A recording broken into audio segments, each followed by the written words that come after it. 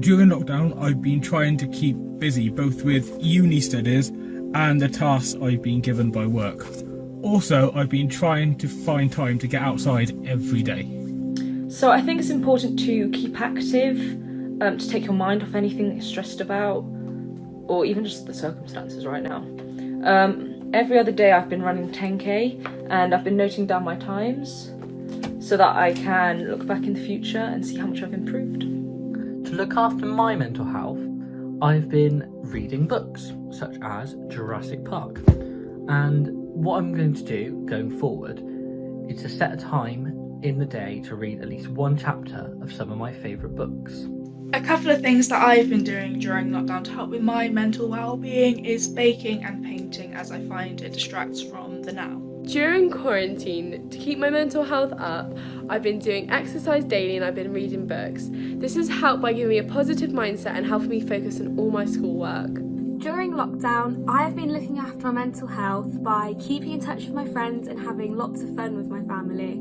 I'm going to remember how to do this in the coming months by remembering that we're all in the same boat and that everyone's in this together. What I've done to look after my mental health is I've done quite a lot. I FaceTime my friends basically all the time, and I've had some social distancing meetups. I had one with a friend where I went to her house but we stayed apart, and I also went to a picnic with another friend and that was really fun. So I've been doing that, and I've been drawing occasionally just to, because it does release stress quite a bit. During lockdown, I've been writing lots of postcards to my grandma. We've been setting each other challenges and it's helped me learn lots and stay in contact with her.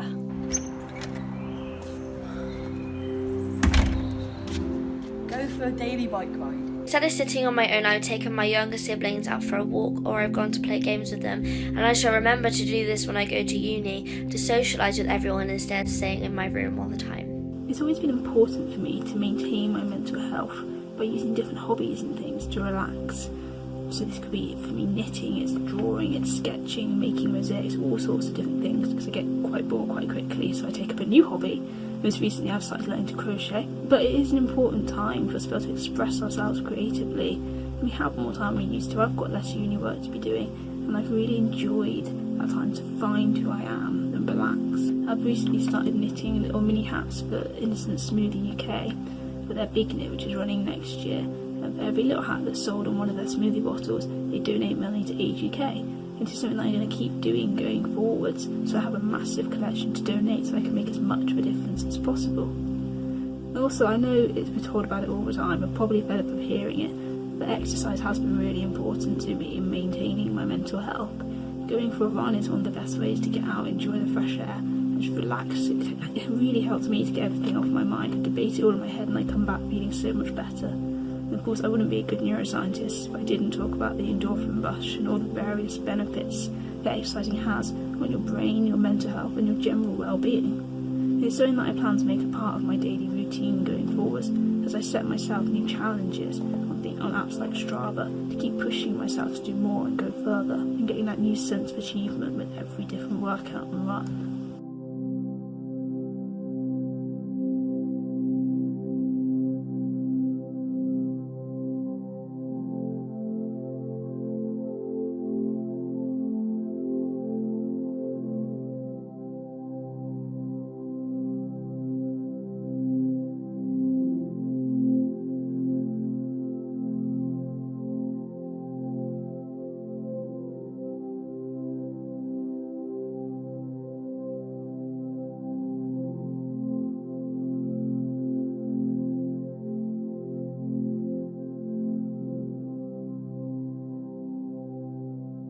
I've been fortunate enough to be able to come to work one day a week, giving my students here the best chance to experience something new and the ability to talk to someone different, with the added benefit of bringing me somewhere different as well. Outside of work, I've organised weekly virtual quiz nights with my friends from back in sixth form. I've been going on plenty of walks with my family, which is nice to get out the house, and I will remember this by taking photos of where we've walked. So, with other people in the community, to boost my mental well-being, I have been helping out at a food bank called the Lord's Larder, and to remember going forward to help my mental well-being, I've set one day of 1 month to go down there and to help out. Being a part of this time capsule means that I get to see other creative minds come up with ideas and concepts to share with you, the general public, on what to do during lockdown. The things I've done with other people. I have gone on a walk every single day with my best friend, socially distant, and I also had to celebrate my birthday in quarantine, and my friends showed up and they all sat socially distant with me and celebrated my time in the garden, and we went on a lovely, nice long walk. My dad also came down, so I got to see him. So I've been able to spend time with some of my family. I've been playing board games with my family. We've been having loads of fun. I've also been keeping in contact with my friends by doing Zoom calls with them, and I've also been FaceTiming people every single day. Since lockdown has begun, me and my family have been doing a quiz-themed night every Saturday. This has helped mine and my family's mental well-being, as it's really fun and it's something that we all enjoy doing. We're going to remember to keep doing this by looking back on old photographs like this one and remembering how much fun we had and how much we all enjoyed ourselves.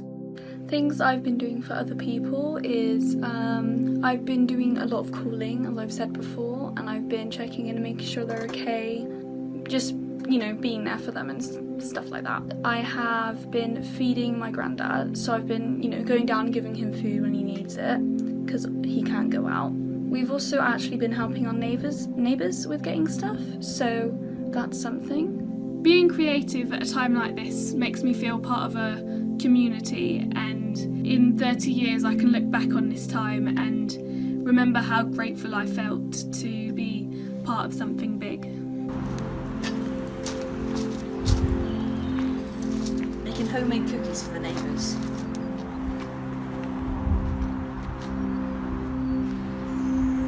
So I spent lockdown back at home with my parents in what was actually a beautiful part of the countryside, which meant I've been going on pretty much daily walks with my mum and a longer one on the weekends, during which we've discovered a whole new nature reserve near us that we didn't even know existed.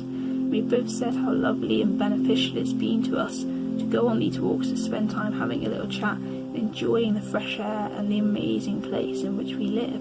We've discovered all sorts of beautiful things, from a heron's nest in the pond just down the road from us, and we watch them fly across each night. And even just for me developing my photography skills, with a smartphone it's so easy these days to take a beautiful picture that you can look back on days when maybe you're not feeling so good and remember how you felt then. Although I will admit it's not always lovely when you're being chased by a herd of cows, or I've currently rescued a calf from down the lane, or herded back about 30 odd lambs now into the right field, but it's still good fun and relaxing. And it's something that I aim to keep doing as I go forward. I've already been talking to some of my friends from university about different walks that we can do near us next year, so that we can have that time to get out into the countryside and relax. And for me as well, I'm doing a 26.5 mile hike in September, so I'm planning in already those training hikes that I want to keep doing, because it's so important to us to just get out there and enjoy the world. Because it's not only about improving our mental health with the people that we live with, but also those maybe we don't see so much. So recently we've had so many more video calls, and I must say it's been lovely for me, with weekly quiz nights I have with my friends and back home, and it's something I hope we keep doing as we go forwards, because it's nice to keep in touch with people like that. It's nice to keep in touch with people from all over the world. I have family living in Scotland, I get to see them, video call them. People from Newent, we live all the way across the country, and we can all come together as one, and I hope that's something that as a society we keep doing. It's so important to stay in touch like this.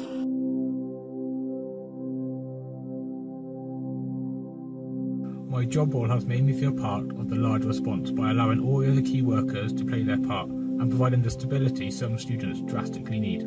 I think everyone should have access to spaces like these, and all politicians to spend time living as one of us, so they have a full understanding of the struggles and frustrations people are facing. I think one things I would do is to put more money into education and youth services for us young people.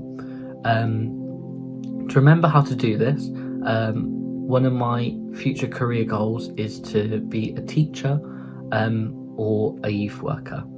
I think I would put more funding into schools, because I would want everyone to have as much as a chance as they could with their learning. and have all the facilities and equipment that they need to be able to reach their maximum potential. If I was Prime Minister, I would put more money into theatre arts. One of the good things about lockdown is how everyone's pulled together. Like, there has been clapping for carers, the NHS, for example, Pride Month, which is obviously still this month, and just Pride in general, you know, everyone's supporting each other in that area, and Black Lives Matter, of course. I would like to take that forward and, you know, keep that kindness and supportiveness around, and, you know, accept people for who they are. When I'm Prime Minister, I'm going to make it a 3-day weekend so that we can have an extra lie-in and spend more time with our friends and family. Always talk to each other.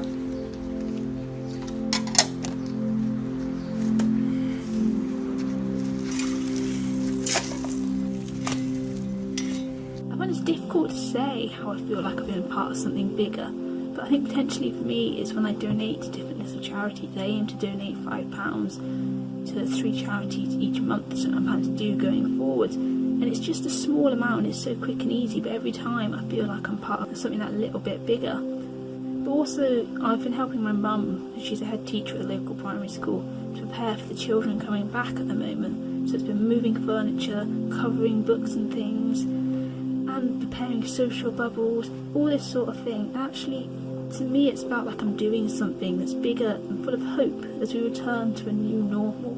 The children can come back and see each other. They're all really proud of themselves and they stick to the social distancing rules, and it's really lovely to see that and be a part of it. In the future though, if I was to be Prime Minister, I think there are lots of things I probably would change, but I would say the main things would be the fact that I'd want politicians to go and live and have a normal job. I'd make it a requirement for them to live what we call a normal job before they become a politician, so they can understand perhaps more of the struggles that society faces. And I'd want to equalise not only in ethnicity, in wealth backgrounds and in gender, the people that represent us, so because I think it needs to be truly representative of who we are. I'd want to run a system alongside doctors that wasn't for physical health but was for your mental health, because I believe it's a complex and difficult world that's also just as important as any physical illness, and therefore deserves its own strand of doctors that are specialised in that can work alongside our physical health because they are connected, but at the same time has that separate recognition it deserves. And finally, I think I'd want to have a more family-friendly workforce. I've always found growing up, my parents are so busy with their work, we don't get to spend as much time together as we'd want. I think recent situations have taught us all that actually we need to spend more time together, but perhaps our priorities aren't right. Which is why I know that for me, going forwards in the future, I want to make sure that I'm always embracing those opportunities to meet new people from different backgrounds, to learn about them and their experiences.